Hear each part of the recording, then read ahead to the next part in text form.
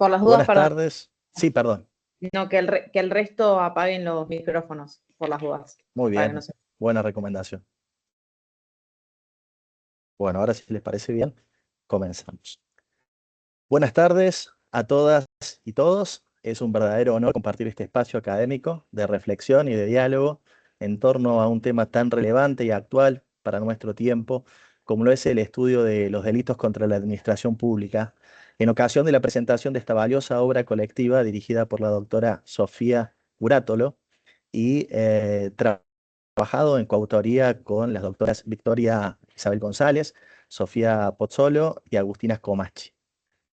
Permítanme comenzar expresando un agradecimiento muy especial a las autoridades que acompañan este evento, a la magíster Silvia Corbarán, secretaria de posgrado, al ingeniero Néstor Piciota, secretario de Investigación y Desarrollo de nuestra universidad, y al doctor Federico Arenas, que es el director del Instituto de Investigación en Ciencias Jurídicas, del que forman parte la Sala de Derecho de Sociedad que presido y que integra Lucía Troncoso desde sus aportes en la coordinación y en las tareas de vinculación.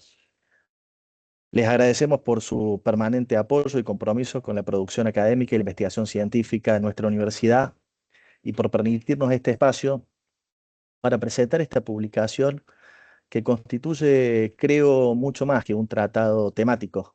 Representa una mirada actual, crítica y por sobre todas las cosas plural sobre la criminalidad administrativa y articula con solvencia dogmática y perspectiva interdisciplinaria los grandes problemas del derecho penal contemporáneo.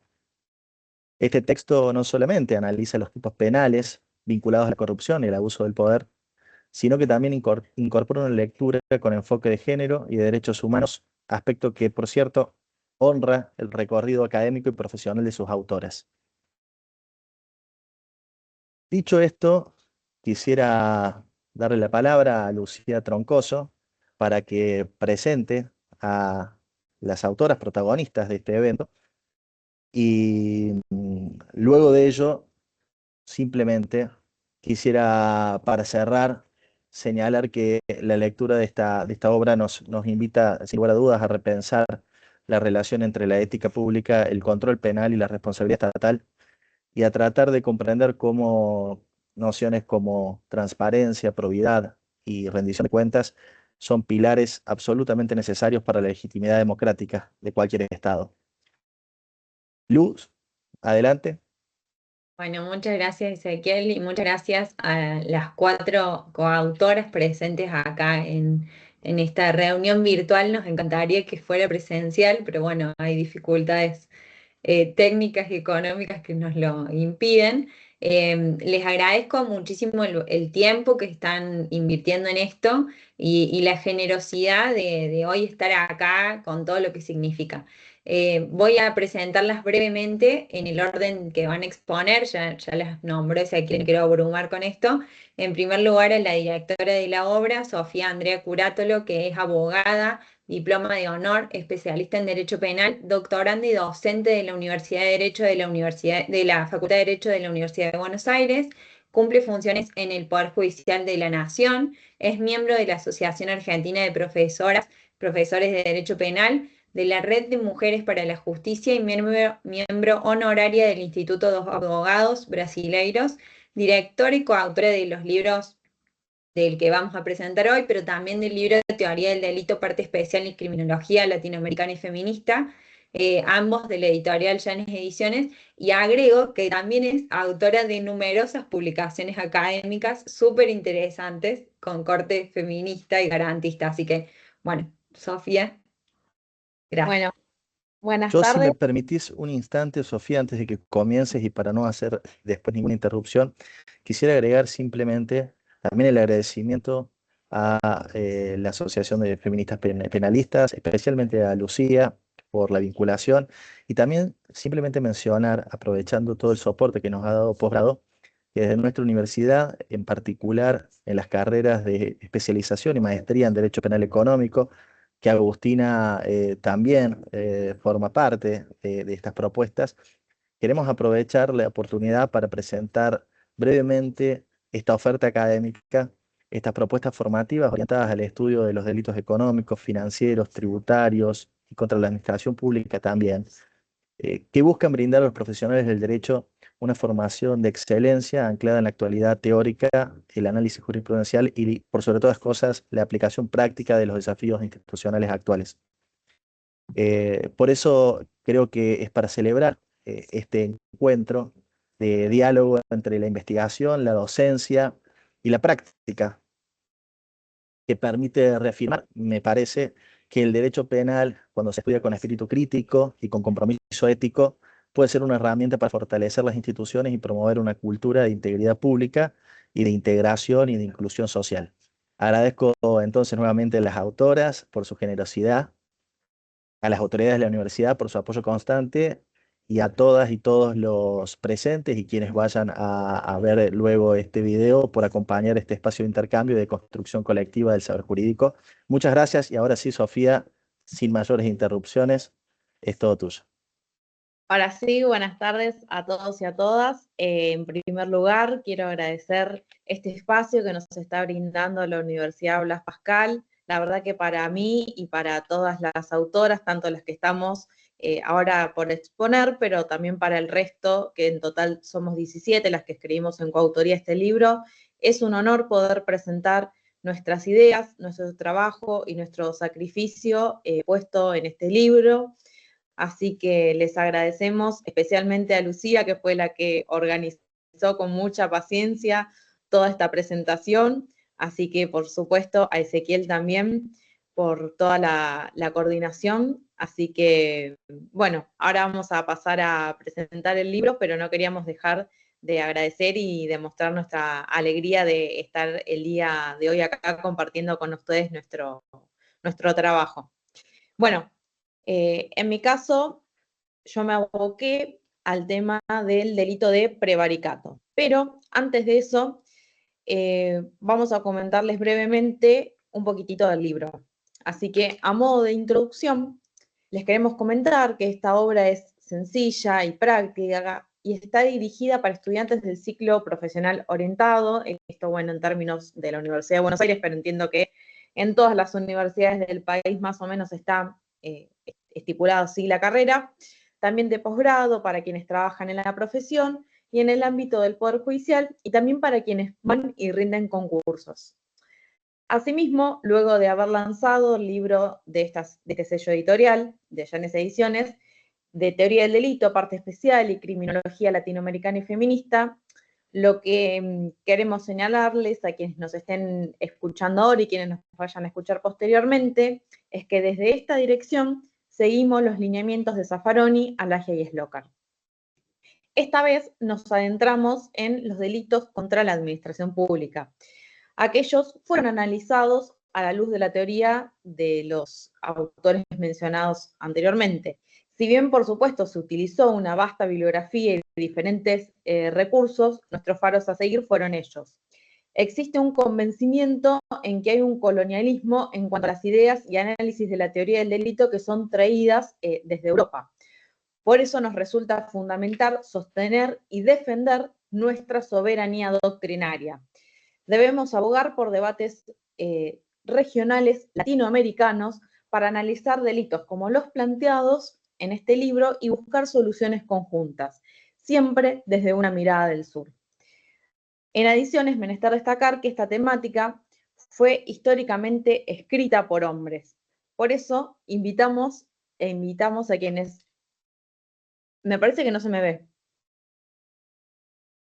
Está congelada la imagen. Es como que yo no te veo y está congelada la imagen, las dos cosas. ¿Se me escucha? Sí, pero Sí, se escucha perfecto. bárbaro. Sí. Pero no se ve la cámara, esperen. A ver ahí.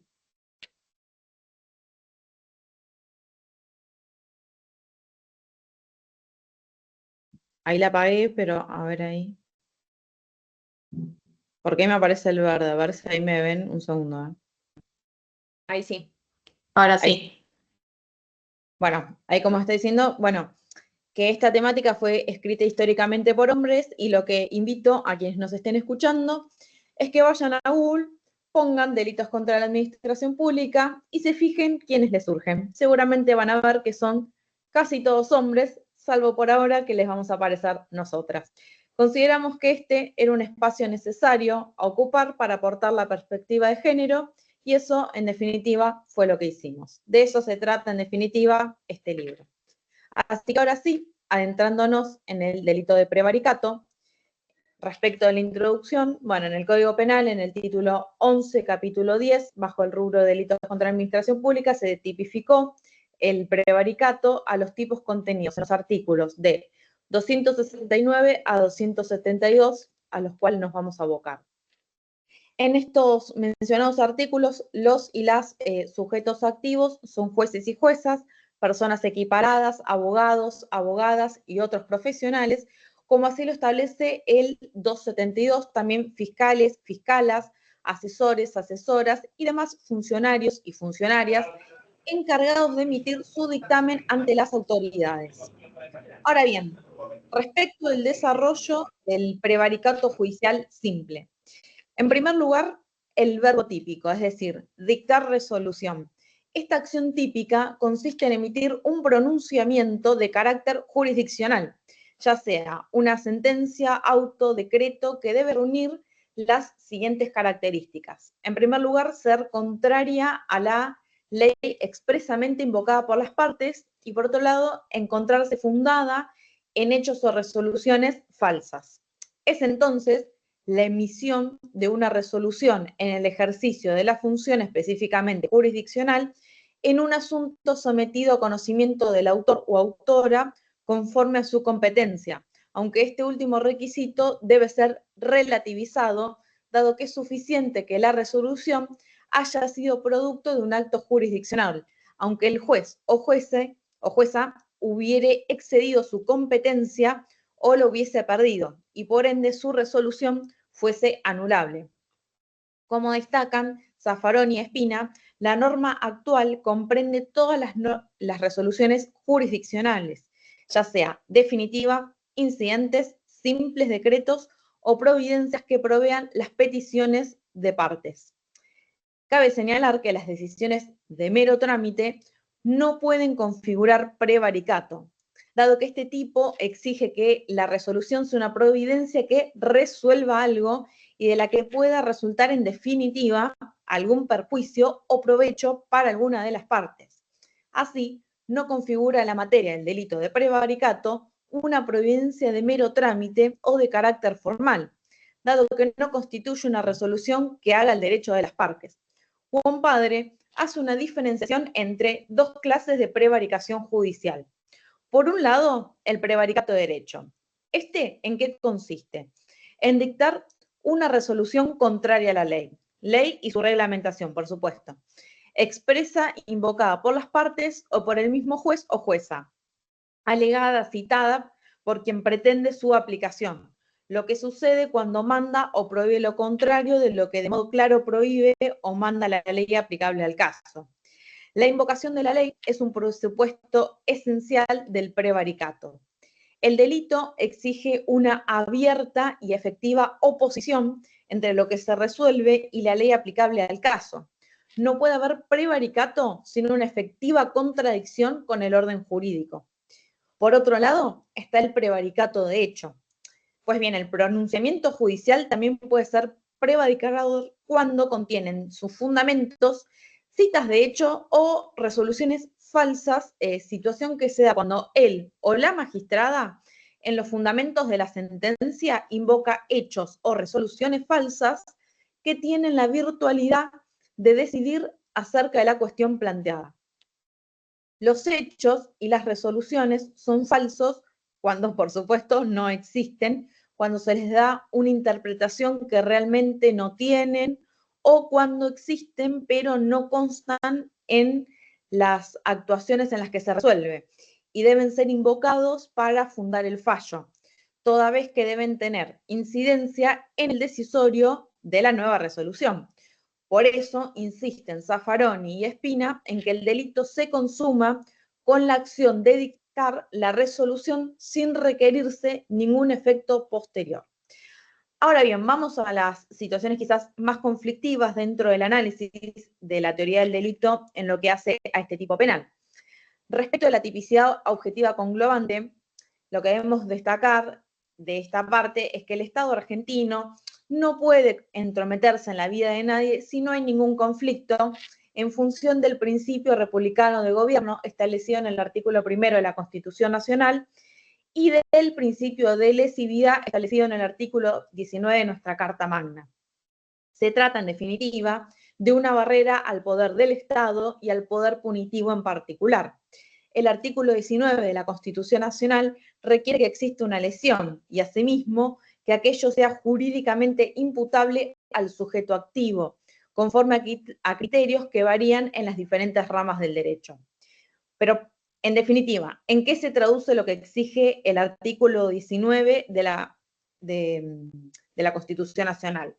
Podemos decir que en la exigencia de la lesión a un bien jurídico que sea imputable como obra propia de una persona.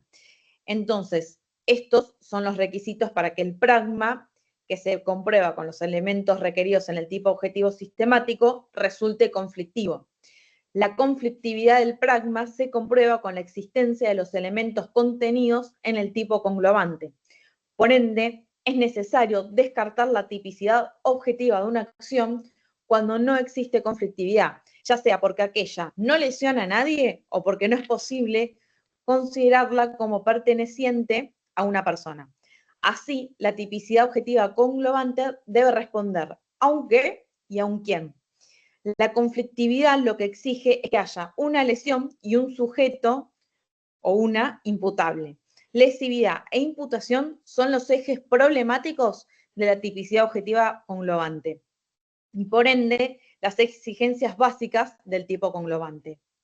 Por un lado, la lesividad se comprueba constatando la afectación, es decir, el daño o el peligro de ofensa cierta del bien jurídico en forma significativa, pero también constatando que se trata de un bien jurídico, es decir, que su afectación está prohibida por la norma, lo que no sucede cuando otras normas recortan o limitan el alcance prohibitivo de la norma deducida del tipo aislado. Es así que, una vez establecida la tipicidad objetiva sistemática, queda ver si aquella configura un conflicto por afectar el bien jurídico a administración pública, como requisito del principio de ofensividad derivado del artículo 19 de la Constitución, que es lo que permite considerar a la conducta efectivamente antinormativa. Lo que señalan de interesante el autor y la autora es que el bien jurídico lesionado en realidad debería ser la administración de justicia, en el caso del delito de prevaricato, y no la administración pública. De esta manera se sostiene que se trata de formas de lesión a la administración de justicia, con particular atención en el obrar infiel o desleal de los y las integrantes de los poderes judiciales, los ministerios públicos y los y las que actúan ante los tribunales como auxiliares, y en general, y en la literatura penal, se insiste en esto, con expresiones tales como correcta administración de justicia, la función estatal de administrar justicia que se desempeña por los y las integrantes del Poder Judicial a través del proceso, el servicio público que presta la administración de justicia o la administración de justicia a secas. Así, lo que se ha dicho, que la prevaricación de jueces y de juezas, magistrados y magistradas, es desde luego el delito más preciso de los que afectan la administración de justicia, por venir de quien menos podía y debía esperarse, aquellos y aquellas en cuyas manos el Estado ha puesto el ejercicio de la más interesante de sus funciones. Lo que nos ponen de relieve Zaffaroni y Espina es que se debe considerar que se trata también de un delito de peligro, porque la afectación de la administración de justicia crea el riesgo de debilitar la confianza pública en ella y, por lo tanto, de generar una preferencia por la solución violenta de los conflictos. Ahora bien, respecto de la tipicidad conglobada, dada la naturaleza del bien jurídico, no es admisible la aquiescencia o consentimiento en ninguna de sus formas, tanto en la del acuerdo por la persona parte del proceso judicial que pueda considerarse perjudicada por la resolución, que daría lugar a una atipicidad sistemática, ni tampoco en la de consentimiento, que daría lugar a una tipicidad conglobada. La única atipicidad conglobada posible en este delito es el cumplimiento de un deber jurídico. Por ejemplo, existen diversas instancias dentro del Poder Judicial, con lo cual lo que resuelve el juez o jueza de primera instancia puede ser revocado por la Cámara. Ante ello, él o la jueza de la instancia inferior tiene que atenerse a lo resuelto por su alzada, por lo que puede incurrir en prevaricato. Por ejemplo, la alzada, haciendo uso de su función revisora, revoca un sobrecimiento sin dar razón alguna o inventando prueba que no existe en la causa y ordenase al juez o jueza de primera instancia que procese a la persona. Este o esta se hallará en la orden de resolver de acuerdo al ordenado, pero su conducta se encontrará amparada por una atipicidad conglobada por cumplimiento de un deber jurídico. Ahora bien, respecto de la tipicidad subjetiva, el tipo subjetivo en definitiva se encuentra satisfecho, cualquiera sea el motivo que impulsó al autor o autora, cuando el juez o jueza dicta con conocimiento y voluntad la resolución injusta, independientemente de los resultados perjudiciales o beneficiosos que para una parte pueda tener.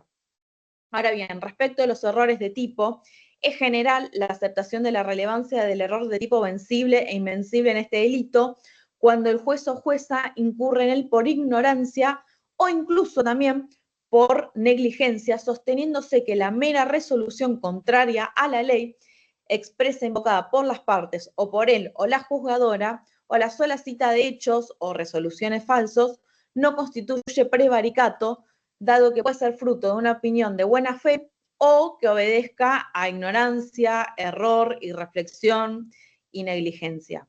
Ahora bien, respecto a la tentativa y la consumación, el delito de prevaricato se consuma cuando se ha cumplido por completo la tipicidad objetiva, con independencia de que la decisión ilícita sea o no revocada por una instancia superior, como tampoco resulta necesario que lo dispuesto en la resolución se haya ejecutado.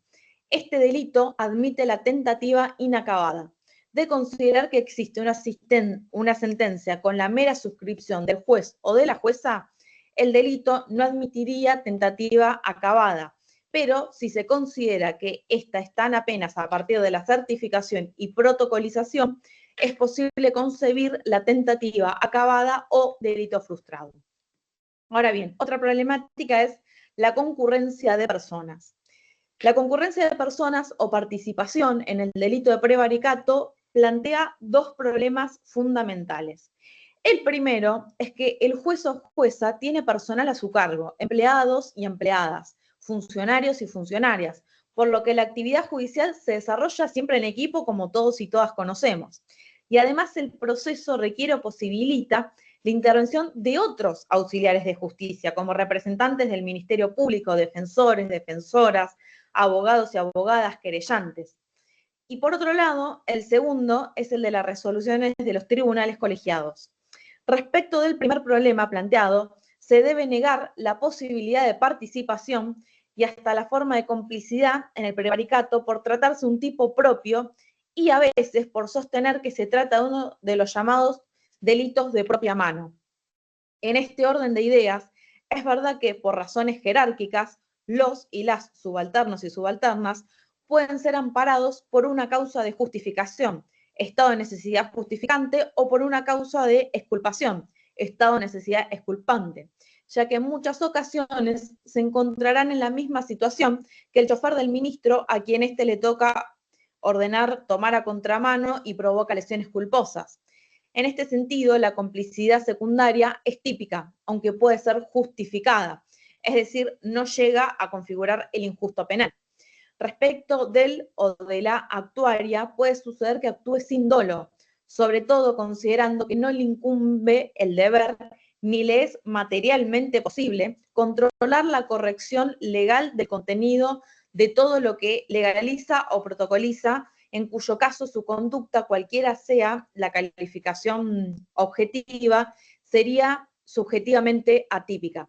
Sin embargo, también debemos plantearnos si en todos los casos no se encuentra amparado o amparada por el cumplimiento de un deber jurídico en el plano de la tipicidad conglobada, pese a conocer la ilegalidad de la resolución y por ende incurrir en una participación necesaria o en un encubrimiento en este nivel de tipicidad sistemática. Con relación a la segunda problemática planteada, el prevaricato judicial cometido por los jueces o juezas de un tribunal colegiado se decide por mayoría, que es la que resuelve, pero se plantea el problema de los o las jueces que votaron en minoría. Aún en minoría y disidentes con la mayoría contribuyeron en forma necesaria a la resolución, porque sin su voto no se hubiese podido pronunciar la sentencia. La doctrina se inclina por considerar que solo cometen delito quienes lo hicieron mayoría, postura con la cual obviamente concordamos.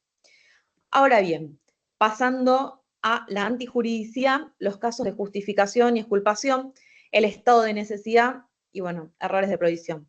Las causas de justificación más comunes serán casos de estado de necesidad o que no parece que esta tipicidad admita claramente estados de legítima defensa, obviamente por el tipo de delito que estamos tratando.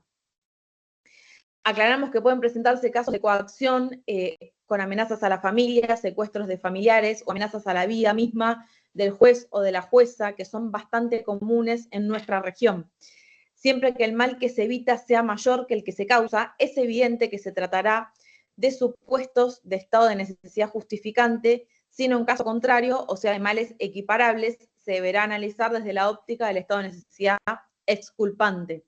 Una amenaza muy común es la de destitución mediante el aparato político de coerción. Habrán escuchado seguramente o leído también en los últimos tiempos cómo las presiones políticas para que determinados jueces o juezas resuelvan de una forma en particular bajo la amenaza de ser llevados al Consejo de la Magistratura. Pero bueno, en estos casos no está justificada la conducta mientras nos encontremos en un Estado constitucional de derecho, dado que el juez o la jueza puede fallar conforme a derecho y de tener represalias puede agotar recursos internos y acudir a la vía jurisdiccional internacional. Por otra parte, cabe mencionar que se admite la posibilidad del error de prohibición indirecto, consistente en la falsa creencia de encontrarse en una situación de justificación, es decir, la comúnmente llamada justificación putativa. Por ejemplo, sería el caso de un juez o de una jueza que está amenazada su vida, aunque esto no sea verdad, porque lo o la están atemorizando, pero sin ninguna intención de llevar a cabo el mal amenazado, es decir, un estado de necesidad putativo. Ahora bien, vamos a ver el prevaricato de otros auxiliares de justicia, que es el que está en el artículo 272, porque me parece importante, que es el aplicable a los fiscales, asesores y demás funcionarios encargados de emitir su dictamen ante las autoridades. Porque la realidad es que este artículo siempre es muy analizado respecto a jueces y juezas, porque nosotros estamos en un sistema en nación y en federal que es mixto, pero no debemos dejar de tener en cuenta que, por ejemplo, en ciudad se aplica un sistema acusatorio, por lo tanto, el delito de prevaricato también se aplica para los fiscales, entonces creo que por eso decidí que, si bien en el libro se tratan todos los prevaricatos, también abordar contra los fiscales. Bueno, en este caso el sujeto activo está claro que solo pueden ser los y las fiscalas, asesoras y demás funcionarios y funcionarias encargados y encargadas de emitir su dictamen ante las autoridades, y se trata de personas que para proponer o requerir como parte pública deben emitir opinión sobre una cuestión controvertida por los y las interesados. Respecto a la tipicidad conglobante y atipicidad, consideramos que, al igual que en el caso del prevaricato judicial, la única tipicidad conglobada posible en este delito es el cumplimiento de un deber jurídico. ¿Y por qué planteamos esta posibilidad? También lo hacemos desde la perspectiva de nación, porque, por ejemplo, existe la resolución 41 del 2023 de la Procuración General de la Nación, según la cual resolvió disponer que el mecanismo de revisión previsto en el artículo 80, inciso J del Código Procesal Penal Federal sea aplicado en aquellas jurisdicciones en las que aún rige el procedimiento previsto por la ley número 23.984, en los casos en los que el MPF proyecte promover la desestimación, el archivo y el sobrecimiento en los términos expuestos en el apartado tercero en los considerandos. Disponer un mecanismo de revisión para los supuestos en los que los representantes del MPF proyecten postular un sobreseimiento en ocasión de la intervención prevista en el artículo 347 del Código Procesal Penal de la Nación, en los términos expuestos en el apartado 4 de los considerandos, y también disponer un mecanismo de revisión para los supuestos en los que los representantes del Ministerio Público Fiscal proyecten postular un sobreseimiento en ocasión de la intervención prevista en el artículo 361 en función del artículo 336 del Código Procesal Penal de la Nación en los términos expuestos del apartado 5 de los considerandos. En el caso de que, por ejemplo, una de las partes, ya sea defensa o querella, solicite conforme al artículo 80, inciso J, del Código Procesal Penal Federal, la revisión del dictamen de Fiscalía de primera instancia y sea revisado por la Fiscalía de Cámara, y aquel dictamen sea contrario a derecho o invoque hechos falsos o invente, la Fiscalía de primera instancia se encuentra en la misma situación que el juez o que la jueza de primera instancia, como vimos anteriormente, y también debe cumplir lo que está dictaminando la Fiscalía de Cámara. Por lo tanto, nos encontramos ante el supuesto de atipicidad conglobada. Esa es la comparación que hacemos. Respecto a la tipicidad subjetiva, también se trata de un delito doloso de dolo directo y se aplica el plus como el artículo 271. Ahora bien, respecto de la perspectiva de género, la pregunta que yo me hago es si puede un o una jueza cometer prevaricato por no aplicar la normativa de género. Y bueno, nos hacemos esta pregunta respecto del prevaricato judicial de derecho. El Estado argentino ratificó la Convención sobre la Eliminación de todas las formas de discriminación contra la mujer, la CEDAW, y Convención Interamericana para prevenir, sancionar y erradicar la violencia contra la mujer, la Convención de Belén do Pará. Asimismo, se sancionó la Ley 26.485 de protección integral para prevenir, sancionar y erradicar la violencia contra las mujeres en los ámbitos en que desarrollen sus relaciones interpersonales y sus modificatorias, la Ley 27.499 de capacitación obligatoria de género para todas las personas que integren los 3 poderes del Estado, conocida como Ley Micaela, y la Ley 26.743 de identidad de género. Por supuesto, existen recomendaciones, como Recomendación General número 35 sobre la violencia por razón de género contra la mujer, por la que se actualiza la Recomendación número 19 del 26 de julio del 2017. Pero mencionamos lo principal a los efectos de abocarnos al conocimiento que deben tener los y las juezas a la hora de resolver. Es obligatoria la capacitación en materia de género por la Ley 27.499. Asimismo, no pueden alegar desconocer el derecho, algo que entendemos que es básico, ¿o no? Hay obligación internacional por parte de nuestro Estado en materia de violencia contra la mujer para prevenir, sancionar y erradicarla. Con lo cual, cuando hablamos de perspectiva de género, es un matiz para suavizarla, pero la realidad es que es una obligación para las y los jueces aplicarlo, no es algo voluntario. Cada vez que resuelven no aplicar conforme estos parámetros, por ejemplo, en casos de violencia de género, cuando correspondía la aplicación del Instituto de la Legítima Defensa para la mujer respecto del hombre, entendemos que están cometiendo el delito de prevaricato. Asimismo, cuando fundándose en estereotipos resuelven en función de eso en casos de abusos sexuales y no conforme a los parámetros de los tratados internacionales de derechos humanos y las leyes internas, también están cometiendo delito de prevaricato. Cabe destacar que hay numerosos casos en que, por apelaciones, la alzada ha revocado y ordenado a primera instancia dictar una nueva resolución conforme a los tratados de derechos humanos con perspectiva de género por no haberse tenido en cuenta previamente en la sentencia. Y en definitiva lo que sucede es que se está resolviendo de forma contraria a la ley. Y así, a modo de conclusión, creemos importante señalar, dado que este libro aborda el título del Código Penal, Delitos contra la Administración Pública, que bueno, que este es el único delito que en realidad vulnera la administración de justicia, como mencionamos al principio, el correcto funcionamiento de aquella, ya sea cuando sea el prevaricato judicial, el de abogados, abogadas, auxiliares de justicia, fiscales y fiscalas, y no existe en nuestro Código Penal este bien jurídico en particular o esta distinción, y creemos que es una modificación que sería interesante debatirla. Asimismo, si bien van a ver, si googlean, que no hay condenas en nuestro país por este delito. Sí hay muchas causas, mucha investigación por prevaricato y demás, pero no condenas. Hay sobreseimientos, pero realmente no hay mucho. Entonces, en definitiva, no sucede nada. Por otra parte, si bien el porcentaje de mujeres juezas, fiscalas, es menor al de los hombres, según el informe Mapa de Género de la Justicia Argentina de la Corte Suprema de Justicia de la Nación del año 2024, en dicho año, en todo el país, el total del plantel estuvo compuesto por 132.557 personas, de las cuales el 57% eran mujeres. Sin embargo, ellas conformaron solo el 30% de las autoridades máximas: ministros, ministras, procuradoras, procuradores generales, defensoras y defensores generales. Un punto porcentual más que en el 2023. Si se considera la sumatoria de quienes accedieron a un cargo de magistratura, procurador y procuradora, fiscal, defensor y defensora, número que también incluye a quienes se desempeñaban como máximas autoridades, la proporción de mujeres fue de 46%, aún por debajo de la paridad de género. ¿Qué queremos hacer ver con esto? Hasta las mujeres tienen menos posibilidad de prevaricar, porque no tienen acceso al cargo de jueza o fiscala tanto como los hombres. No es que queremos incentivar la conducta delictiva, al contrario, pero ponemos de relieve que las chances son de que los sujetos activos siempre sean mayoritariamente los hombres.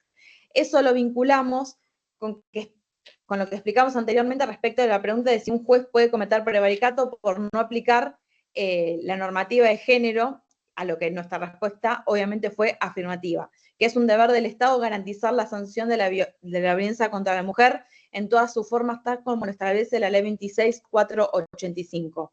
El juez, sí, lo mencionamos así, hombre, no puede hacer caso omiso a la perspectiva de género porque, como ocurre en muchas ocasiones, la alzada suele revocar el fallo y ordenar que se dicte una nueva sentencia de acuerdo a los parámetros de la CEDAW y de la Convención de Belém do Pará.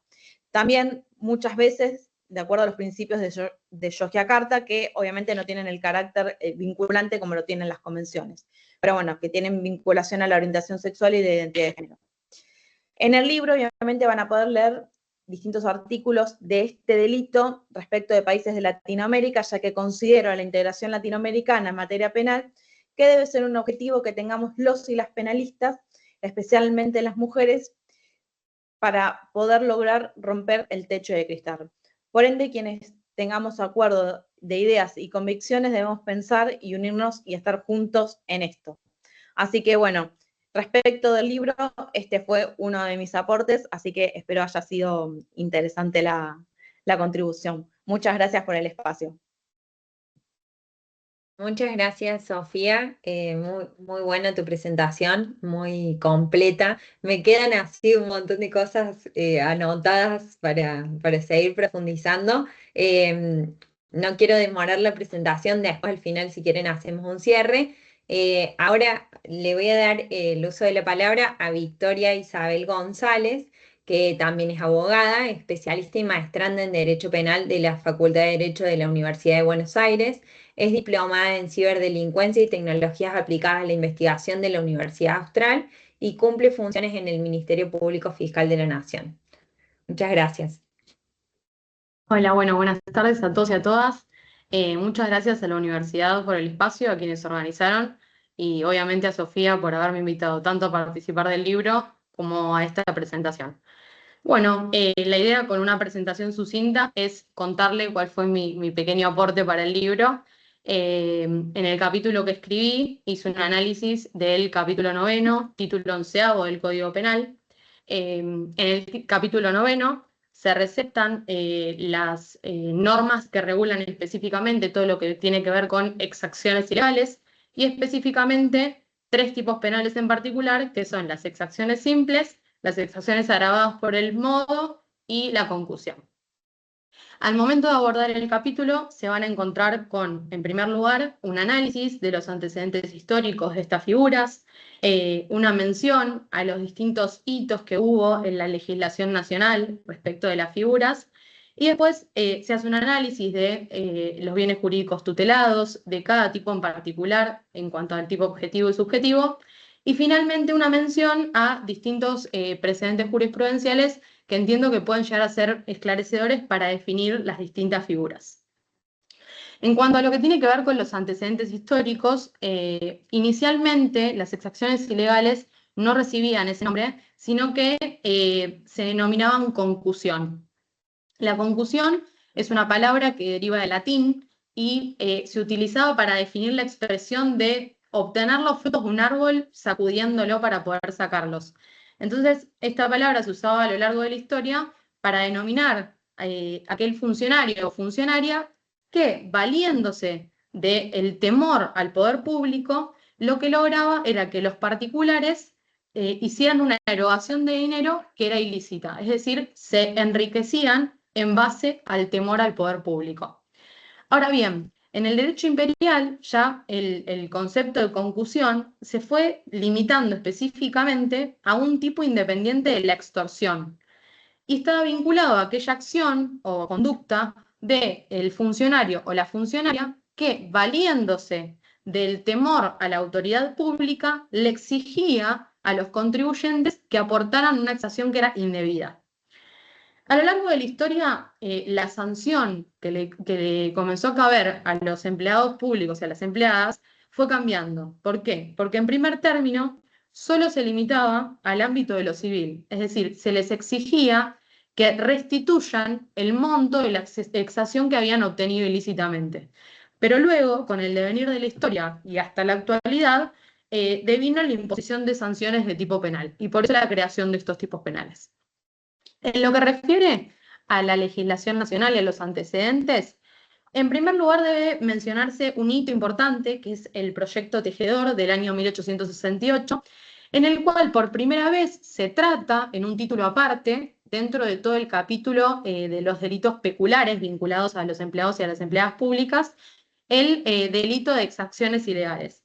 Y dentro de ellas se establece una figura agravada, que es la de la concusión por conversión. Es decir, no es como en nuestros días que la concusión configura un tipo específico, sino que era una figura agravada dentro de las exacciones ilegales.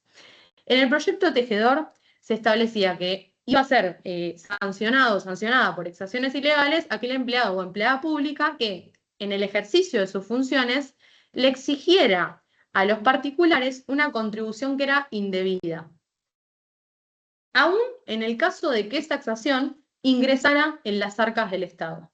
E iba a agravar la conducta del funcionario o de la funcionaria en el caso de que estos se utilizaran estas exacciones ilegales y las convirtieran en provecho propio, es decir, ingresaran en su propio patrimonio.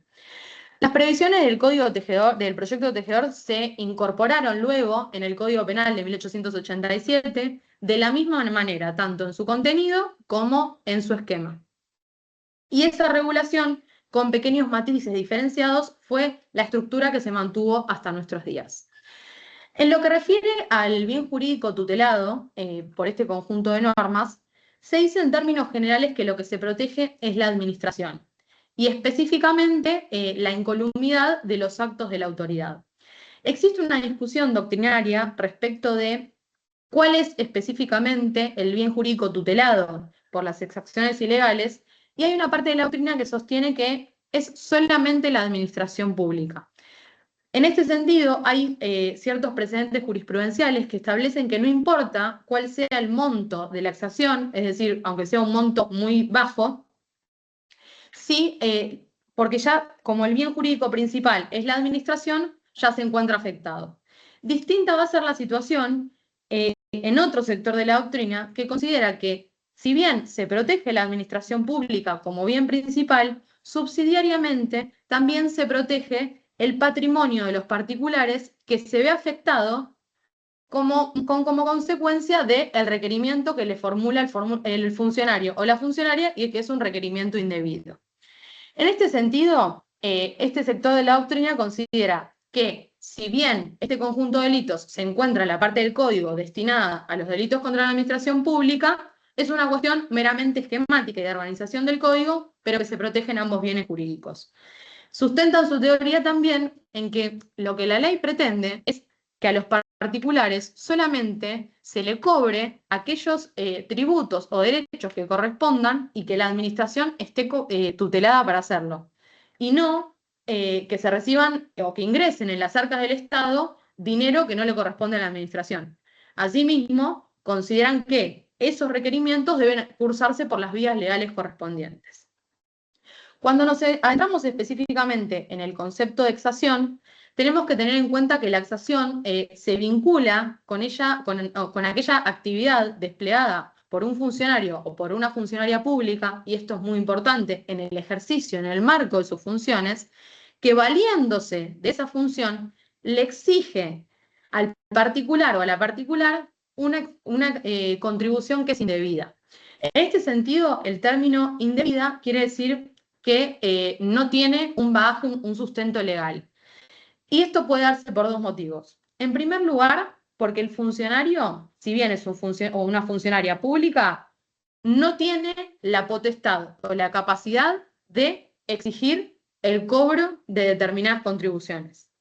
O, en segundo lugar, lo que puede suceder es que el funcionario o la funcionaria tenga las aptitudes correspondientes, pero que no exista la obligación que le está reclamando el contribuyente, es decir, que no esté obligado al pago de una contribución en particular. En lo que refiere a los tipos específicos, en primer lugar, el capítulo recepta el delito de la exacción simple, que está previsto en el artículo 266 del Código Penal, y el artículo 266 establece una pena de prisión de 1 a 4 años y una inhabilitación de 1 a 5 para aquel funcionario público que, abusando del cargo, solicita, exige o haga pagar o entregar indebidamente por sí o por interpuesta persona una contribución, un derecho, una dádiva o cobre mayores derechos que le corresponden. A su vez, el tipo prevé la imposición de una multa que va de 2 a 5 veces el monto de la exacción. Como vimos, en la norma se prevén 4 verbos típicos: exigir, solicitar, hacer, pagar y hacer entregar. Exigir sucede cuando el funcionario o la funcionaria realizan un requerimiento de tipo imperativo, o sea, utilizan intimidación o violencia moral para vencer la voluntad de la persona contribuyente y en base al temor que le infunde que esa exigencia venga de un funcionario o una funcionaria pública, obtener la exacción indebida. En el caso de la solicitud, se trata de una declaración de voluntad unilateral que realiza el funcionario, es decir, es una conducta que siempre debe provenir de autoridad pública. Por lo tanto, en el caso de las solicitudes, es necesario que el funcionario o la funcionaria le hayan hecho saber al contribuyente que se lo solicitan en carácter de funcionario o de funcionaria, por lo que, si no, la conducta va a ser atípica. Respecto de el verbo típico hacer pagar, refiere a una obligación al pago, es decir, el funcionario o la funcionaria, mediante su poder, obligan al contribuyente a que realice un desplazamiento patrimonial de dinero. Finalmente, en lo que refiere a hacer entregar, tiene las mismas características que el verbo típico o la expresión hacer pagar, pero lo que cambia es el objeto. ¿Por qué? Porque no va a versar sobre una entrega de dinero, sino sobre bienes que tengan un carácter económico. En lo que refiere al objeto de la figura, puede tratarse de contribuciones indebidas, derechos indebidos, dádivas o mayores derechos. La contribución indebida es cualquier aporte de dinero o entrega de bienes con carácter económico que se realiza con un fin específico. Este fin puede ser el aporte para una obra pública o el pago, por ejemplo, de un servicio público. El carácter indebido se lo va a dar en que el contribuyente no estaba obligado a realizar esa contribución. Lo mismo sucede en el caso de los derechos indebidos, que son indebidos porque carecen del debido sustento legal. Los derechos, por su parte, se refieren al pago de impuestos o de cualquier otra obligación que la administración le pueda exigir al contribuyente, es decir, que se le adeude al Estado.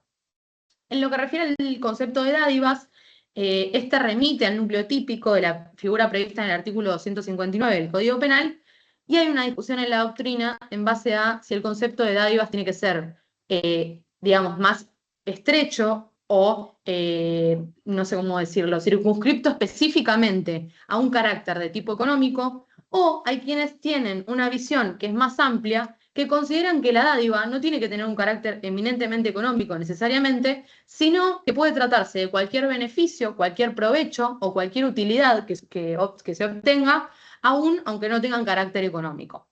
Finalmente, en lo que refiere a mayores derechos, es el caso de aquella situación en la que La persona damnificada, el contribuyente o la contribuyente, sí tiene una obligación con el Estado, pero lo que realiza el sujeto activo es aumentar ese requerimiento, es decir, agregarle un plus, por lo cual el contribuyente y la contribuyente terminan pagando una suma que no era la que correspondía por la obligación que tenía.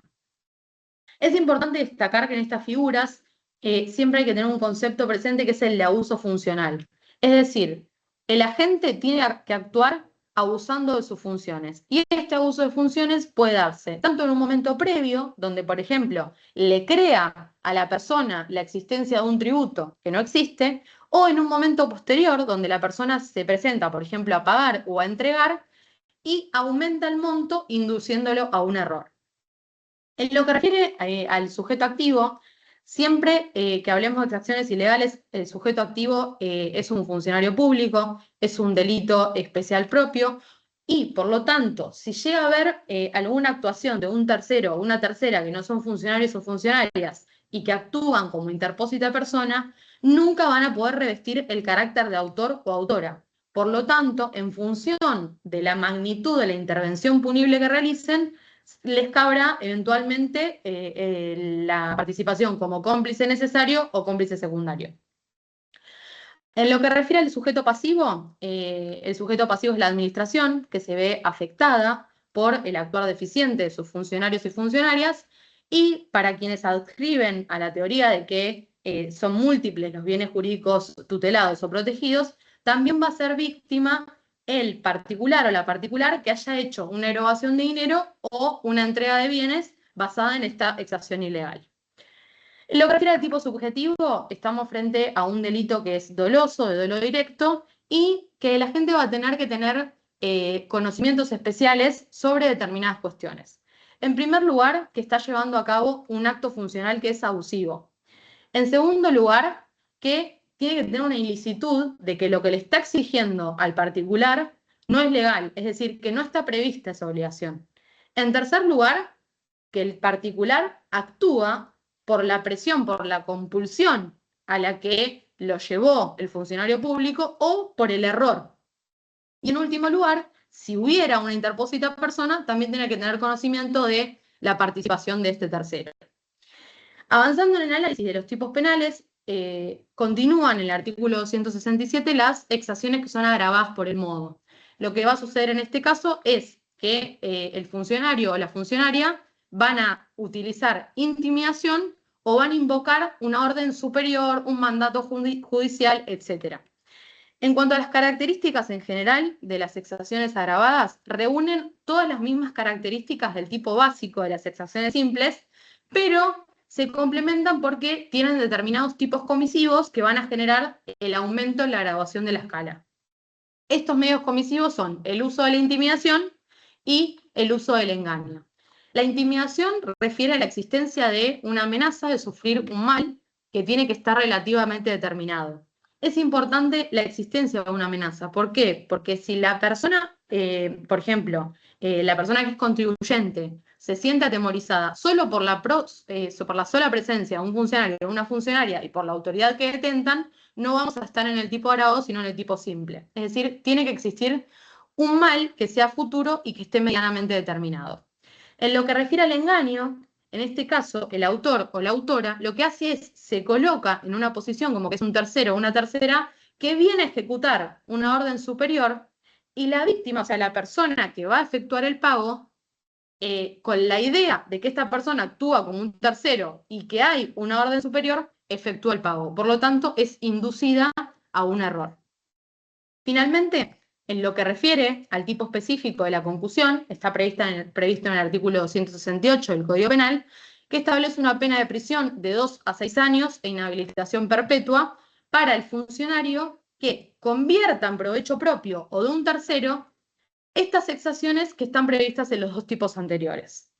En el caso de la concusión, que es una figura específica, va a haber un elemento adicional en cuanto al bien jurídico tutelado, porque no solo vamos a receptar todo lo que tenga que ver con las exacciones, sino que también se va a agregar otro elemento, que es tratar de impedir la corrupta actitud de los funcionarios y las funcionarias que actúan en beneficio propio, porque la distinción principal es que las exacciones que obtengan, el monto no va a ir a parar al erario público, sino al propio o de un tercero.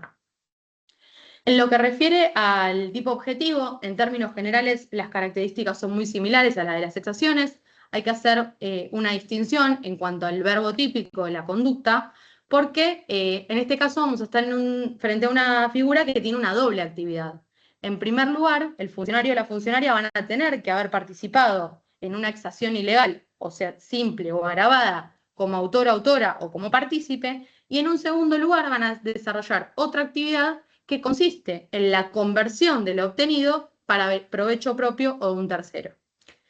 A modo de cierre, es importante en la figura de la concusión lo que se relaciona con el tipo subjetivo. ¿Por qué? Porque al primer elemento del dolo directo que vamos a tener en cuanto al conocimiento y la voluntad de llevar a cabo el tipo objetivo de las exacciones ilegales, en este caso le vamos a tener que agregar el segundo momento en cuanto a la intención de obtener ese provecho, convirtiendo lo obtenido al patrimonio propio o de un tercero. Bueno, les agradezco mucho y nada, les cedo la palabra a la próxima. Muchas gracias, Victoria. Muy interesante. Y todas estas, bueno, las dos exposiciones de recién son como un repaso también de parte especial y de estos delitos específicos, así que me parece que está buenísimo, es muy valioso. Además lo hicieron con una claridad tremenda y no viene mal repasar algunos elementos. Sigo. Ahora voy a darle la palabra a Sofía Pozzoli, que también es abogada de la Universidad de Buenos Aires. Se encuentra especializándose en Derecho Penal, también en esta universidad. Es feminista, integrante del proyecto de investigación Doctrina Penal Feminista, ayudante de segunda en elementos del Derecho Penal y ayudante graduada en Género y Derechos Humanos, también trabajadora del Poder Judicial de la Ciudad Autónoma de Buenos Aires. Gracias, Sofía. Hola, ¿qué tal? Bueno, buenas tardes a todos y a todas por estar hoy acá. Primero quiero agradecerle a la universidad por la invitación y también, bueno, a Sofi por haberme invitado no solo a participar del libro, sino también a esta presentación. Bueno, yo escribí sobre el primer capítulo de este título del Código Penal, los delitos de resistencia y atentado contra la autoridad. Y lo primero que hice fue aclarar que iba a abordarlos desde dos perspectivas, iba a tratar de incorporar la perspectiva de género para analizar estos tipos penales, y además la latinoamericana, con esto que decía Sofía al principio cuando comenzó la presentación, de entender que la teoría del delito tenemos que situarla desde el lugar en el que estamos analizándola, digamos. Y también otra cosa que hice fue tratar de plasmar las tensiones existentes entre el bien jurídico y el accionar de las fuerzas de seguridad. Bueno, brevemente, entonces, en este título se sancionan los delitos que se cometen contra la administración pública, es decir, infracciones que están dirigidas a evitar que ciertos hechos, frecuentemente llevados a cabo por personas vinculadas de manera directa o indirecta a sectores de poder político o económico en la órbita de la administración, puedan alterar la normalidad o el prestigio del Estado. Mucha parte de la doctrina lo que dice es que esta protección lo que hace es cuidar el sistema democrático. Teniendo en cuenta esto que les decía al principio sobre las fuerzas de seguridad, están tomando y teniendo en cuenta esto de que están tomando como un protagonismo especial en la escena pública y usando los delitos de atentado, resistencia y desobediencia contra la autoridad para justificar su accionar, me pareció que era importante dedicarle un apartado a esta cuestión. Me basé en un estudio de la Universidad de Quilmes, donde analizan principalmente la función policial, y lo que dicen es que la principal función parecería ser que es la de prevenir y reprimir el delito, pero esto no es lo que sucede habitualmente o la mayoría del tiempo, sino que hacen algunas actividades que son paralelas, como patrullar, ya sea en auto, a pie, barrios, ciudades, y no tienen ninguna actividad en concreto para hacer. Esto puede suceder durante horas y horas. Ellos lo que hacen es describir el día policial como monótono y aburrido. Sin intención de desconocer la violencia policial o lo relativo a la seguridad y el delito, donde se involucran muchas cuestiones además de las penales, como las sociales, económicas, afectivas, institucionales, laborales, ellos plantean la pregunta de que ¿por qué existen tantas causas que están encaratuladas con este tipo de delitos? Y ellos lo que van como respuesta es si es posible que el aburrimiento sea uno de los factores para tener en cuenta cuando se analiza la violencia policial. Y remarcan que en el día a día detener a una persona por averiguación de antecedentes o de identidad, cacharla en la vía pública, entre otros actos, implican llenar ese tiempo muerto, distraerse de lo cotidiano, romper el continuo y además levantar su propia autoestima como fuerza policial, porque son agentes del orden. Los autores sostienen que no estamos diciendo que el aburrimiento o el burnout sea una causa determinante de la violencia policial, sino que es un factor que también se tiene que analizar sin perder de vista, bueno, el olfato policial, el punitivismo, las etiquetas estigmatizantes, entre otras cuestiones. En ese sentido, también lo que hacen es resaltar que estos delitos que están íntimamente vinculados con las fuerzas de seguridad, para analizarlos es importante tener en cuenta el estado policial en el que vivimos, donde también se exige la intervención constante de estos agentes. Bueno, este capítulo está compuesto por 11 artículos, sufrió una modificación bastante grande con la ley 26.394 que se promulgó en 2008, en agosto de 2008, que lo que hizo fue derogar el Código de Justicia Militar y todas las normas, resoluciones y disposiciones de carácter interno que lo reglamentaban. Entonces va a haber algunos artículos, por ejemplo, el artículo 238 bis, que va a hablar particularmente de cuestiones militares. Por motivos de tiempo voy a hacer hincapié en lo más discutido o lo principal de 3 delitos, y bueno, 3 artículos de este capítulo, que es el artículo 237, 238 y 239. El artículo 237 es el atentado contra la autoridad. La doctrina dice que es el empleo de intimidación o fuerza contra un funcionario público o contra la persona que le prestara asistencia o por un deber legal para exigir la ejecución o omisión de un acto propio de sus funciones. Lo que hace este artículo es proteger el normal desenvolvimiento de la administración pública. Y bueno, lo que hace es exigir que los funcionarios que la integran puedan actuar con libertad al momento de ejecutar sus decisiones. Puede ser mediante la intimidación, que lo entienden como una manera de coerción moral, donde se busca doblegar la fuerza del sujeto pasivo, o a través de la fuerza. Acá es importante remarcar que la fuerza implica un ejercicio de lo físico, pero que no puede ser poner manos, porque eso después está grabado en el artículo 238. Bueno, el sujeto activo puede ser cualquier persona humana, mientras que el sujeto pasivo tiene que ser sí o sí un funcionario público que esté cumpliendo con sus funciones. También puede ser la persona que le preste la asistencia a su requerimiento o en virtud de un deber legal en ese ejercicio. La ley Divito, por ejemplo, como exponentes de la doctrina de parte especial por ahí más clásica, dicen que este deber legal de asistencia le incumbe a quien no tiene teniendo competencia para proceder en el caso, tiene ese deber o le ha sido impuesto en razón de sus funciones por una ley material. Es decir, si la persona interviniente en favor del funcionario, pero sin que se haya solicitado, sin estar legalmente obligada a hacerlo, y se intentase configurar a esta persona como sujeto activo, no se configuraría este delito del 237. Después, es un delito de peligro, el tipo subjetivo se entiende que puede ser doloso, hay alguna jurisprudencia que considera que también puede haber dolo eventual, pero está discutido. Y después son cuestiones por ahí más del tipo penal que no me parecen tan importantes porque son más simples para analizar. El artículo 238 lo que hace es plantear los agravantes de este tipo penal, del tipo penal simple, digamos, y solamente respecto al atentado porque no hacen ninguna aclaración de que también se refiere a otro artículo. La escala penal aumenta de manera sustancial, de un mínimo de un mes y un máximo de un año, pasa a un mínimo de 6 meses y un máximo de 2 años, y se suma además la pena de inhabilitación por el doble de tiempo de la condena en caso de ser funcionario público. El primer inciso hace referencia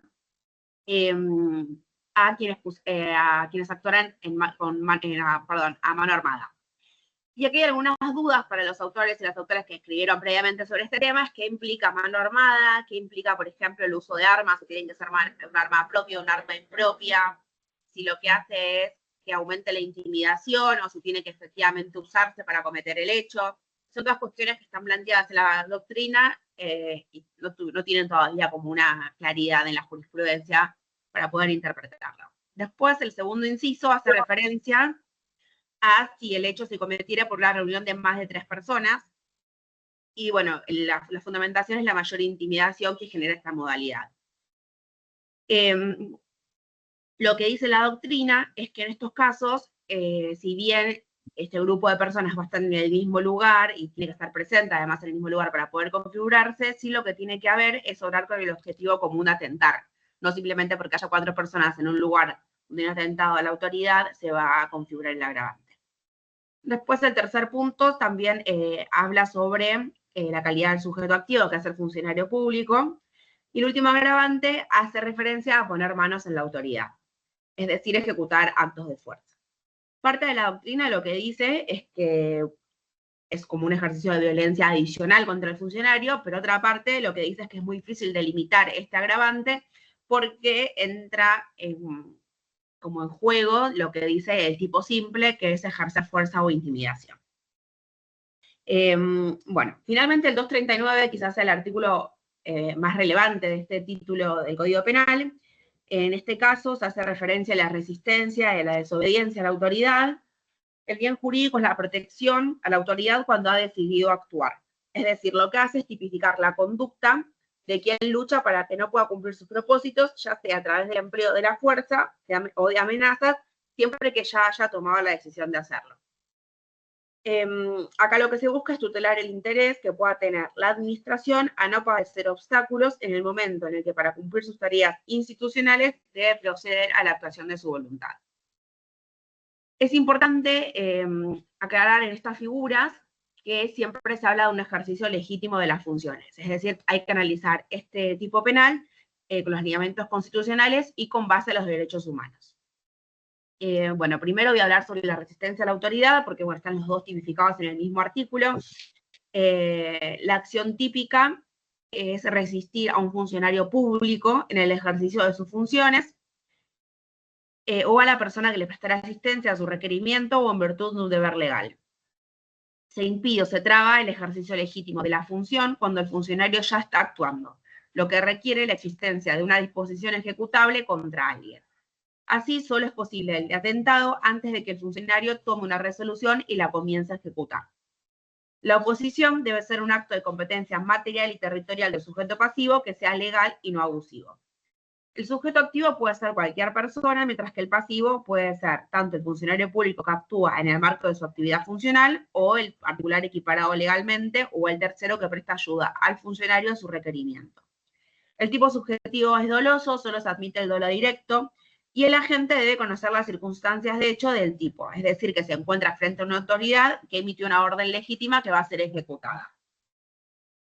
Bueno, además debe no querer aceptarla y debe agredir, lesionar o dañar a esta autoridad, es decir, al funcionario público, ya sea mediante violencia, con la finalidad de impedir o entorpecer la ejecución de un acto propio del legítimo ejercicio del sujeto pasivo. La tentativa no es viable. La desobediencia a la autoridad, la acción típica es desobedecer una orden impartida por un funcionario público y parte de la doctrina lo define como un delito omisivo impropio. Por lo que hacen referencia a una situación típica donde se requiere la existencia de un mandato emitido por una autoridad, es decir, una orden legítima que emanó de un funcionario público y que el sujeto activo no la quiera cumplir, sería no acatar esta orden. Este tipo de delitos se vincula también con algunos casos de violencia de género, donde tenemos que nuestro ordenamiento jurídico establece la posibilidad de adoptar algunas medidas preventivas que se dictan, bueno, como consecuencia de la debida diligencia reforzada, que tiene fundamento en la Convención de Belén do Pará, en la CEDAW también. Y, por ejemplo, se puede dictar, según la ley 26.485, una prohibición de acercamiento. Y además se establecen sanciones cuando se quita esta medida de prohibición para el caso de que no se cumpla. Hay parte de la doctrina que dice que también se le puede imputar a esta persona que no cumple esta medida este tipo penal de desobediencia, porque no está desobedeciendo una orden que impuso un juez o una jueza, que son funcionarios públicos. En la práctica judicial es un poco más habitual este conflicto con la ley penal, con este tipo penal, porque es difícil probar la existencia de que de que la persona se notificó. Bueno, volviendo al análisis particular de las figuras, se puede hablar de cuál es la relación que existe entre el atentado y la resistencia a la autoridad, la resistencia y la desobediencia a la autoridad, que también a veces se mezcla con el atentado, y esto se nota en la doctrina y también en la jurisprudencia. Entonces, en 1947, la Cámara Nacional de lo Criminal y Correccional sacó un fallo plenario que se llama Palienco, que sirvió un poco para clarificar esta cuestión. Y lo que dijo es que el atentado implica la imposición de un acto positivo no dispuesto voluntariamente por el funcionario o la imposición de la omisión de un acto no comenzado. También dijo que hay atentado por parte de un tercero cuando ejerce violencia contra un funcionario para imponer algo, aun cuando la acción ya haya comenzado. Pero siempre que el destinatario no se estuviera resistiendo, porque va a haber resistencia en ese caso, digamos. Entonces hay resistencia cuando el sujeto activo se opone con violencia a un acto comenzado y dirigido contra él. Si un tercero ayuda en esta resistencia, se van a aplicar las reglas de la participación. Parte de la doctrina lo que dice es que, bueno, se puede decir que hay dos tipos como que van de mayor a menor, de menor a mayor. La resistencia sería como una parte de una desobediencia activa. Y por último, me pareció importante hablar y hacer hincapié de qué sucede cuando la norma es ilegítima, de la que se parte esta orden que se quiere desobedecer o resistir. Hay parte de la doctrina que dice que estamos frente a una causal de atipicidad y parte de la doctrina que dice que estamos frente a un caso de legítima defensa. Los que fundamentan la tipicidad dicen de que no hay delito cuando el acto que se resiste no es un ejercicio legítimo de la función, ya que está ausente un elemento normativo del tipo. Mientras que los que dicen que es legítima defensa sostienen que es una causa de antijuricidad porque estamos frente a una agresión ilegítima.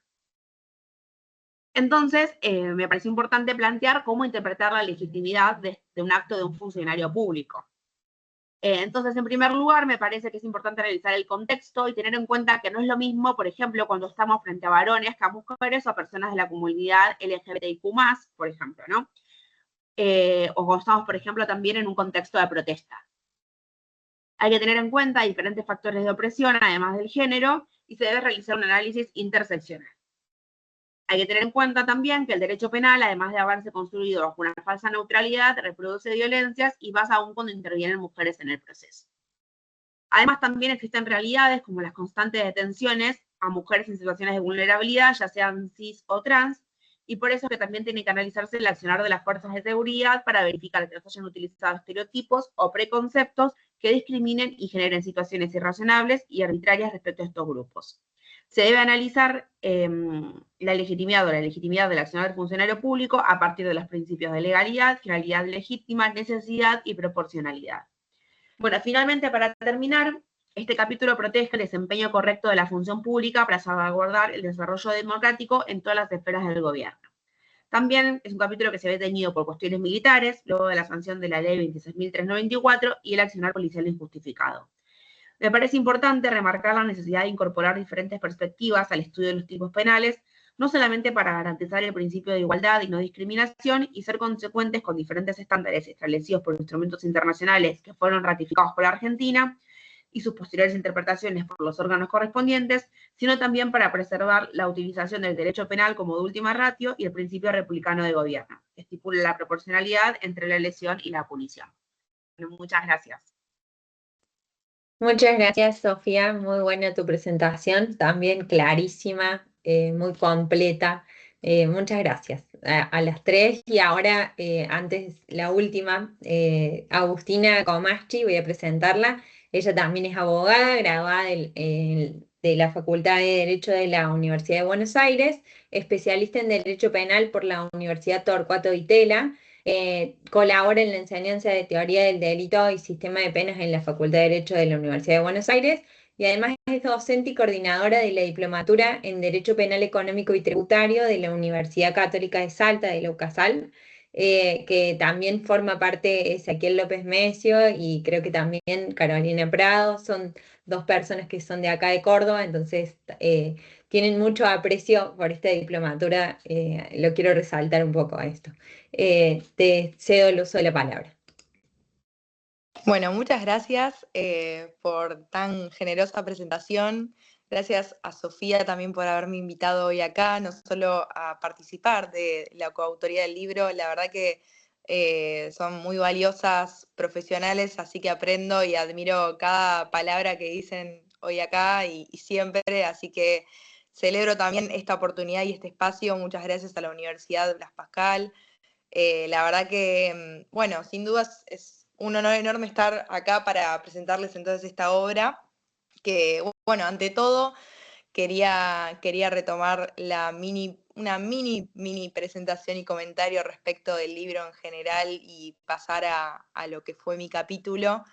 Bueno, más que nada esto fue un compromiso colectivo, eso sin dudas, por cómo se dio, cómo se abarcó, cada una le dio su mirada de género, zafaroniana, mismo del lado de Slokar. La verdad que sinceramente es algo inédito y muy poco visto, así que celebro que podamos ser pioneras en esta obra y que cada vez seamos más mujeres y nos animemos más, dado que los números no se equivocan. Sofía habló de esto hoy cuando arrancamos en la presentación, así que quiero poner un subrayado y negrita porque es muy importante que cada vez seamos más mujeres y que el derecho nos haga un espacio y nosotras hacerlo, creo que es lo más importante que tenemos hoy.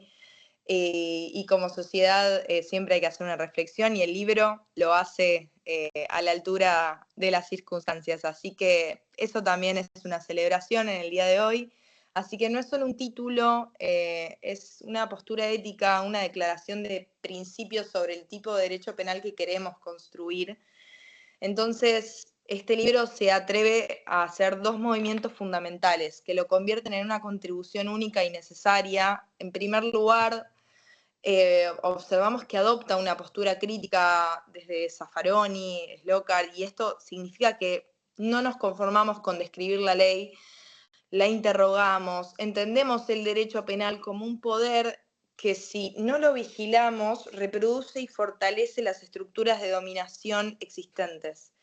Así que analizamos los delitos de la administración pública con un ojo puesto en desmantelar los mecanismos que con frecuencia criminalizan a los más vulnerables mientras dejan impunes a los más poderosos, ¿no? Como bien estamos observando desde que arrancó esta presentación. Y en segundo lugar, y este es el corazón que late en cada página, aplica una perspectiva de género como bien entendemos y de manera transversal y reparadora.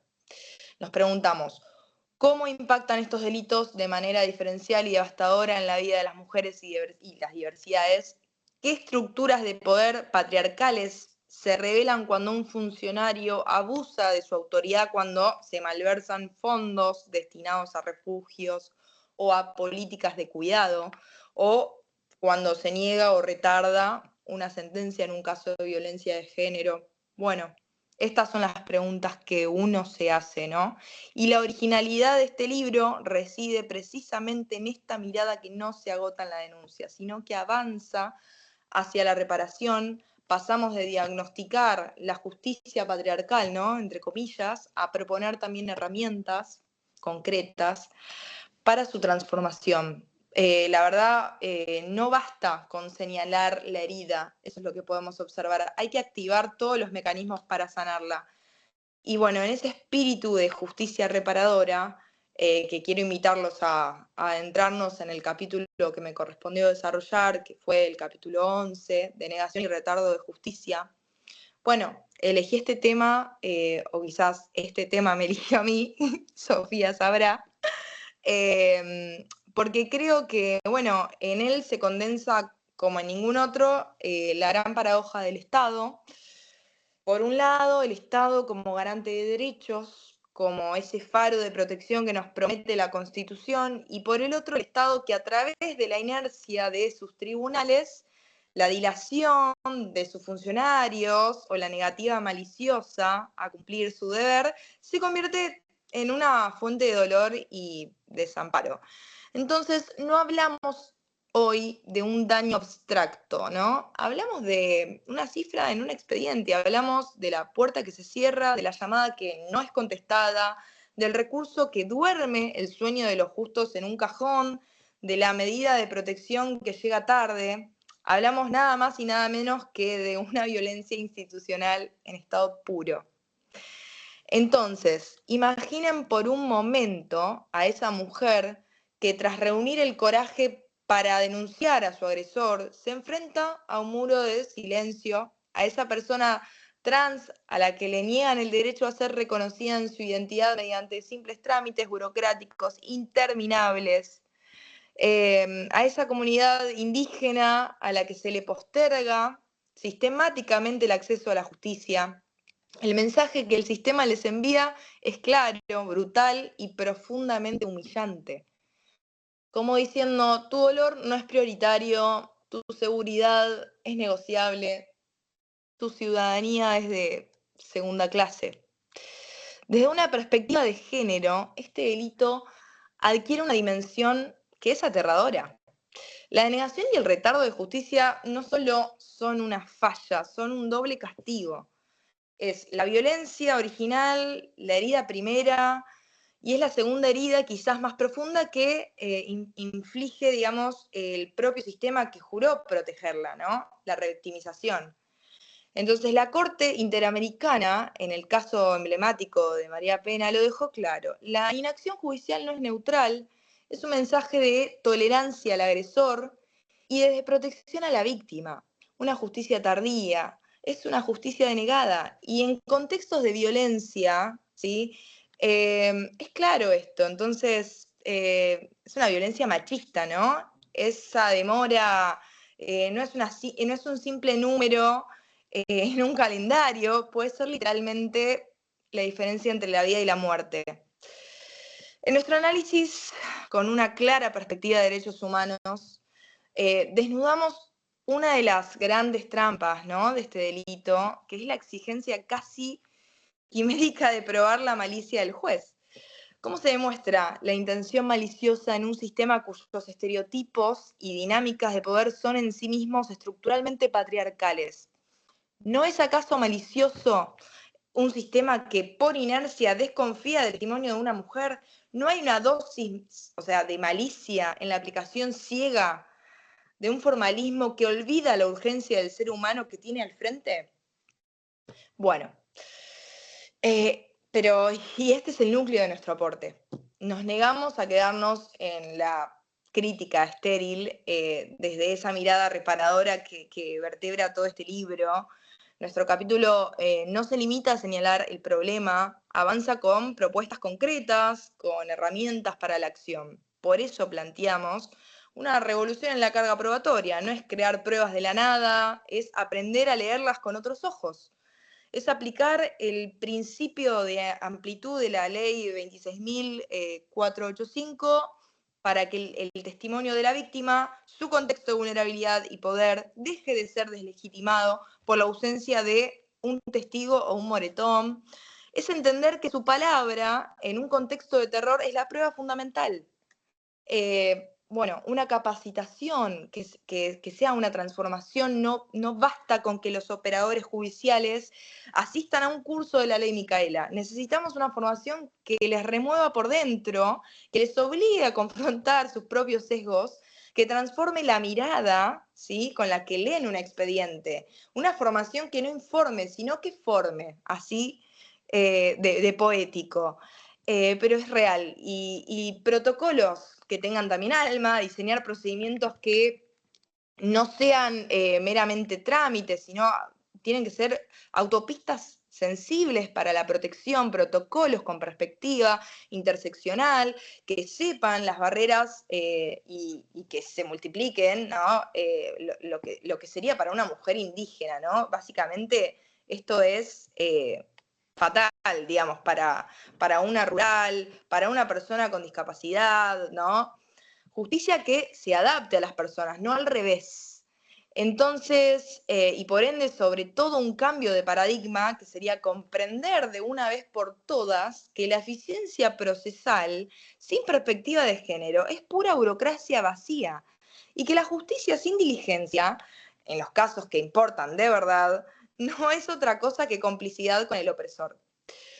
Entonces, trabajar en este capítulo fue para mí un viaje profundamente movilizador, un recordatorio constante de que nuestro rol como juristas no puede reducirse a ser técnicos de la ley, fríos aplicadores de normas.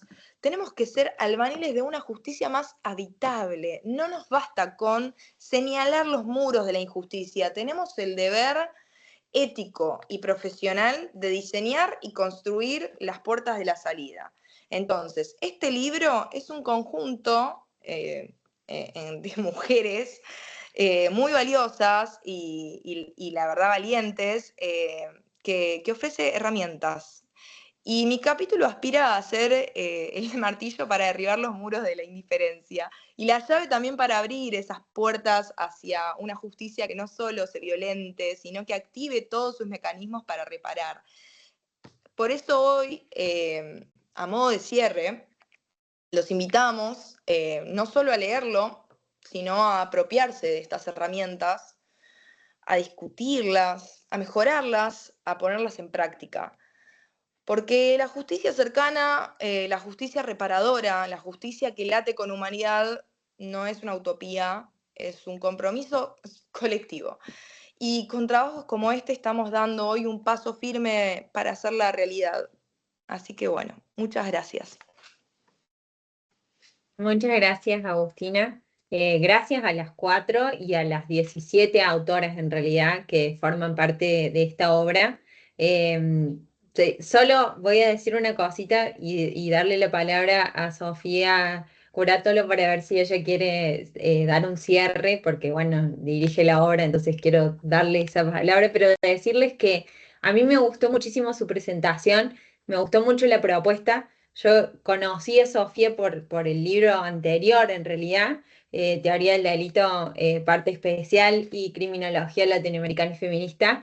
Me pareció que la propuesta de ese primer libro era espectacular y con esto creo que da como lo que antes era como las bases para, corregime si me equivoco, pero ahora le va a dar como un cierre y de manera conjunta, que eso tiene un valor y un agregado inmenso, porque la generosidad de compartir estos espacios, de no solamente de haber escrito una obra, sino también de poder conectarlo ahora y contarlo y difundirlo de las distintas formas en que lo está haciendo y lo están haciendo todos ustedes, me parece que tiene un gran valor. Y simplemente resaltar que se nota mucho la madera que tienen todas ustedes desde lo laboral, que lo conectan con lo académico, porque están ahí en los lugares de trabajo, en las trincheras, picando la piedra, y de repente lo hacen de una manera académica muy comprometida, eso se nota y no es simplemente un eslogan de somos mujeres escribiendo cosas que habitualmente escribían varones, que eso no deja de ser valioso, pero no se quedan con eso, sino que van más allá y redoblan la apuesta. Así que agradecidísima por esto, por la generosidad de ustedes. Sofía, te cedo la palabra. Ahí está. Bueno, justo lo que venías diciendo un poco a la mano del libro anterior, quiero decir que mis amigas Vicky y Sofi participaron también del libro de Teoría del Delito, parte especial, y justamente fue el inicio ese libro. Ellas escribieron de delitos contra la integridad sexual Vicky y Sofi del delito de lesiones. Y bueno, ahora en este segundo libro, AU se sumó como una de las 17 coautoras que, bueno, escribió, así que bueno, para mí fue un honor dirigir este libro junto a todas las coautoras que pusieron el esfuerzo. Obviamente acá estamos en representación nosotras, pero bueno, fue un gran trabajo. Un poco como dije al principio, la idea siempre es tener la perspectiva desde el sur, la perspectiva latinoamericana, por eso desde la dirección que empezó con el libro anterior, de seguir la teoría del delito de Zaffaroni, Alagia y Slocar, atravesado por la mirada de género, que es la que empezó con el libro anterior, que bueno, luego ya conoces, y ahora con este segundo, que es el desprendimiento de delitos contra la administración pública, que hoy nos estuvieron escuchando un poco y que los invitamos a leer a todas las autoras. Obviamente intentamos ponerle perspectiva de género, no pudimos hacerlo obviamente con todos los delitos porque hay una dificultad práctica que no se puede con todos, pero pese a ello, sí seguimos la línea y siempre tratamos de ver cuestiones, quizás algunas constitucionales, en algún otro delito como enriquecimiento ilícito y demás. Así que bueno, es esa la invitación a leernos y bueno, si quieren decirnos algo, obviamente estamos siempre abiertas al debate, obviamente, así que bueno, es esa un poco la invitación. Pero bueno, para mí fue un honor dirigir este libro. Muchas gracias. Muchas gracias de nuevo por todo esto que están haciendo. Sé que es un esfuerzo grande, además están conectadas, es tarde, se quedan más tiempo del que les había pedido, así que gracias especialmente por eso. les agradezco un montón también la visión práctica y que esto nos da las herramientas para conectar con temas de actualidad.